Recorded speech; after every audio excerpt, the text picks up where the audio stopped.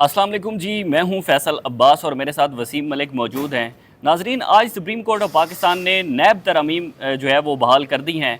और इन नैब तरमीम बहाल करना बेसिकली इमरान खान जो है वो अपना केस हार चुके हैं। लेकिन ये केस हारने के बाद भी इमरान खान को कैसे फ़ायदा होगा, उसके साथ ही 190 मिलियन पाउंड केस और उसके बाद जो इमरान खान के खिलाफ एक नया केस तोशाखाना 2 केस है, उस पर क्या असरात पड़ेंगे। और फिर उसके बाद जो तहरीरी फैसला आया है जिसमें जस्टिस अतर मिनल्ला साहब ने नोट लिखा है, उस पर भी बात करेंगे। और उसी के साथ ही जो चीफ जस्टिस काजी फाइज ईसा साहब ने जो जस्टिस मंसूर अली शाह साहब के हवाले से ऑब्जर्वेशन दी हैं, इन तमाम मामलात के ऊपर बात करेंगे।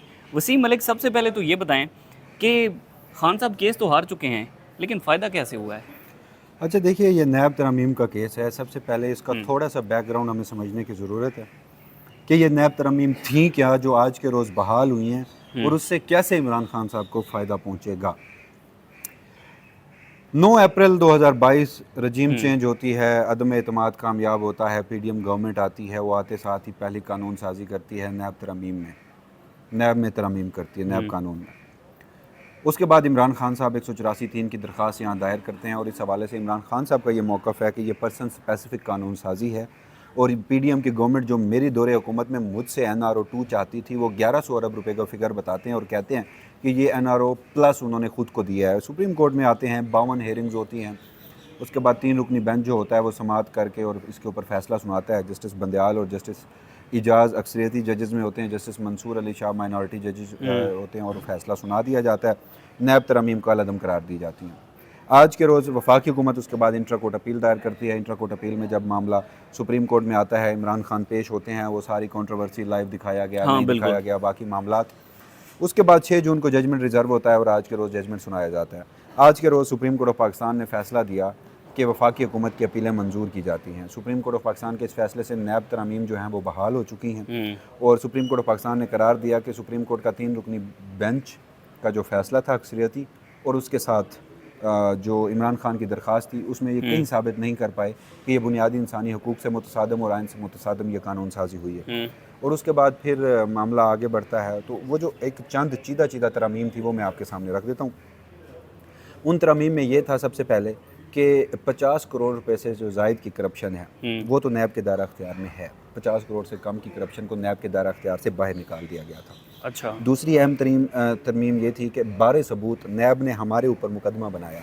आप नैब हैं, आपने मेरे ऊपर मुकदमा बनाया। पहले मुझे ही साबित करना होता था कि मैं यार मासूम हूँ। अब जो बारे सबूत है वो मुल्ज़िम से लेकर इस्तगासा पे डाल दिया गया। अच्छा। तीसरी ये है कि म्यूचुअल लीगल असिस्टेंस के तहत बाहर से आए जो शवाहिद हैं वो अब पाकिस्तान की अदालतों में काबिल कबूल नहीं होंगे। बाहर की शवाहिद? बाहर की अदालतों से आए शवाहिद, बाहर की अदालतों से आए बाहर की शवाहिद? अदालतों से भी नहीं, बाहर से आए शवाहिद। अच्छा। म्यूचुअल लीगल असिस्टेंट के तहत बाहर से आए शवाहिद, जैसे वो MCA वाला मामला था, हाँ, 190 मिलियन पाउंड बिल्कुल। वाला मामला था। जैसे इवैल्यूएशन होती है, दुबई से इमरान खान के एसेट्स की इवैल्यूएशन हाँ। कराई गई। इमरान खान वो भी चैलेंज कर सकता है कि बाहर से शवाहिद हैं, ये काबिल कबूल नहीं है। एक और जो उसमें तरमीम थी वो ये थी कि ये मैं वो बता रहा हूँ जिससे इमरान खान साहब को फ़ायदा पहुँच सकता है, जो बहाल हुई हैं। तीसरी तरमीम ये थी कि काबीना और काबीना के तहत जो सब कमेटीज़ होती हैं, उन कमेटियों को इस्तिस्ना था, नैब उन कमेटियों के फैसलों के खिलाफ रेफरेंस दायर नहीं कर सकता अच्छा। अनटिल एंड अनलेस कि उसमें कोई माली बदउनवानी का उनसर शामिल ना हो। अच्छा। अब आ जाते हैं 190 million pound Al-Qadir trust case. वो पूरा केस, जिस ईंट पर उस पूरे केस की जो इमारत कायम है वो है इमरान खान साहब ने दिसंबर 2022 की गालबन तारीख थी, एक सर्कुलेशन के ज़रिए बंद लिफाफे से काबीना से एक एजेंडा मंजूर करवाया जिसमें इमरान खान ने अख्तियारात का नाजायज़ इस्तेमाल किया, जिससे इमरान खान ने अलकादिर ट्रस्ट की ज़मीन हासिल की, जिससे इमरान खान ने माली फ़वाइद हासिल किए। 190 मिलियन पाउंड सारा एलिगेशन है। हाँ, बिल्कुल। अब जब नैब की ये तरमीम बहाल हो चुकी है कि कैबिनेट के फैसले हाँ। और सब कमेटियों के फैसले से मुस्तस्ना होगा नैब, रेफरेंस दायर नहीं करेगा उन फैसलों के ऊपर, तो ये फैसला भी काबीना का था।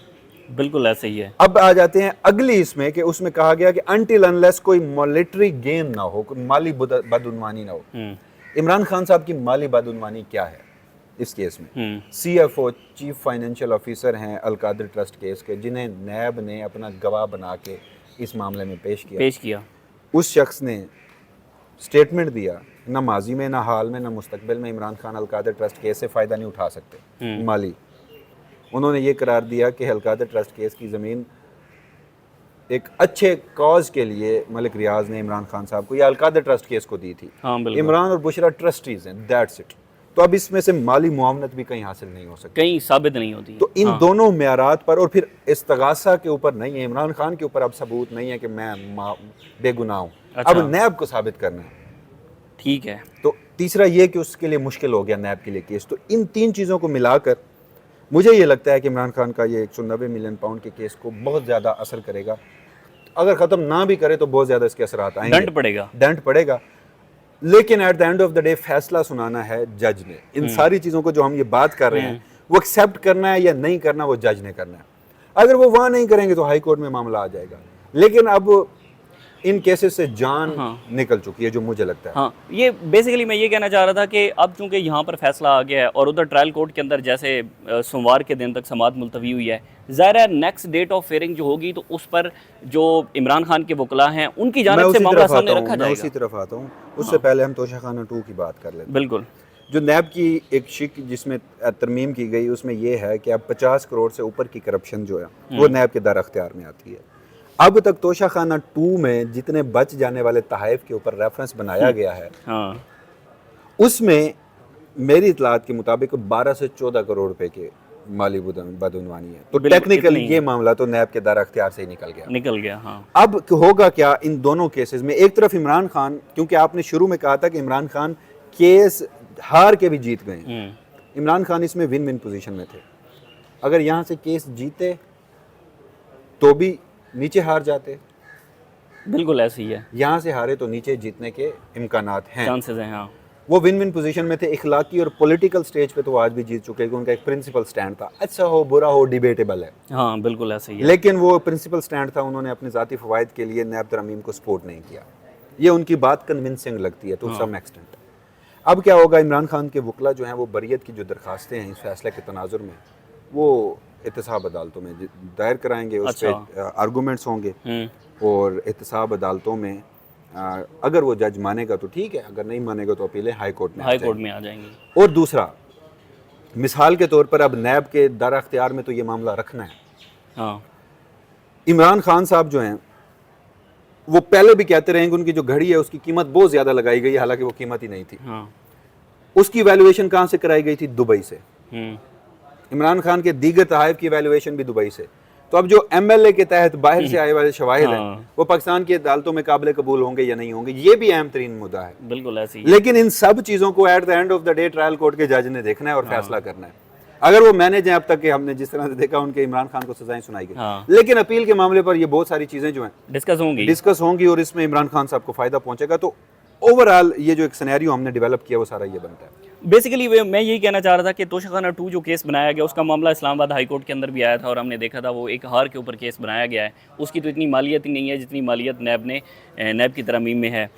अब मुझे ये बताएं कि जस्टिस अतर मिनल्ला साहब ने भी कोई नोट लिखा है? जस्टिस अतर मिनल्ला ने बुनियादी तौर पर फैसला अक्सरियती है, नैब तरमीम को बहाल करने का फैसला अक्सरियती है। वफाकी हुकूमत की इंट्रा कोर्ट अपीलें मंजूर करने का फैसला 4-1 के तनासुब से है। अच्छा। अब इसमें एक तो वफाकी हुकूमत की इंट्रा कोर्ट अपीलें थी, 2 ऐसे थे जो अग्रीव्ड पर्सन थे सुप्रीम कोर्ट के उस जजमेंट के, वो अपीलों में आए हुए थे, वो निजी फरीकैन थे। अच्छा।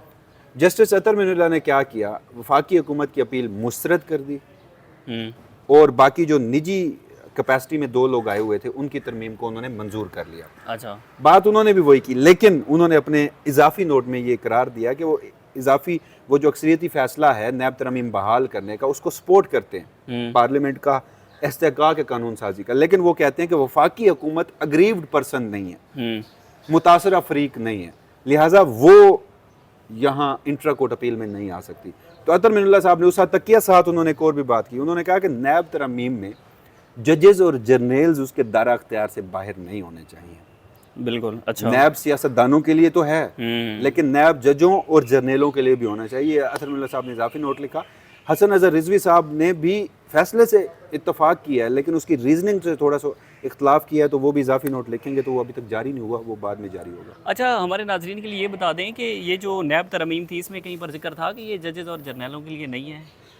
वो पूछते भी रहे उस वक्त जब मरकज़ी केस चल रहा था, बामन उसकी समातें हुई, उमर अता बंदयाल साहब, इजाज़ुल हसन साहब, मंसूर अली शाह साहब थे, तो बार बार एक सवाल पूछा जाता रहा कि क्या पीटीआई इस हवाले से भी कोई पिटीशन दायर करेगी कि जर्नलों को भी नैब तरमीम में या नैब के कानून में दायरा कार में आना चाहिए। तो पीटीआई ने उसका कोई वाज़ेह जवाब तो नहीं दिया था, लेकिन जस्टिस अतर मिल्ला ये समझते हैं कि जजेस को और जर्नलों को उसमें होना चाहिए। लेकिन इस तहरीरी जो फैसला 16 सफ़ात का जारी हुआ, उसमें चीफ जस्टिस काजी फजीज़र ने सबसे पहले तो प्रैक्टिस एंड प्रोसीजर एक्ट को डिस्कस किया, और साथ जस्टिस मंसूर अली शाह को भी उसमें रगड़ दिया।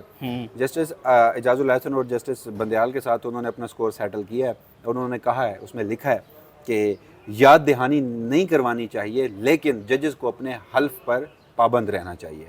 जजेस को अपनी ज़ाती मकासद और अपने तय करदा असूलों के मुताबिक फ़ैसला नहीं देना चाहिए, कानून और आइन और अपने ओहद के मुताबिक फ़ैसला देना चाहिए। और यानी कि वो प्रेमा फेशा ये कह रहे थे कि वो ज़ाती मकासद थे। और ये भी लिखा गया कि इमरान खान ही आर्किटेक्ट थे इन तरमीम के अपने दौरे हुकूमत में, चाहे उन्होंने पास नहीं की, लेकिन आर्किटेक्ट थे। और अब इमरान खान ने ये जो दरख्वास्त दायर की है, ये बदनीयती से दायर की है।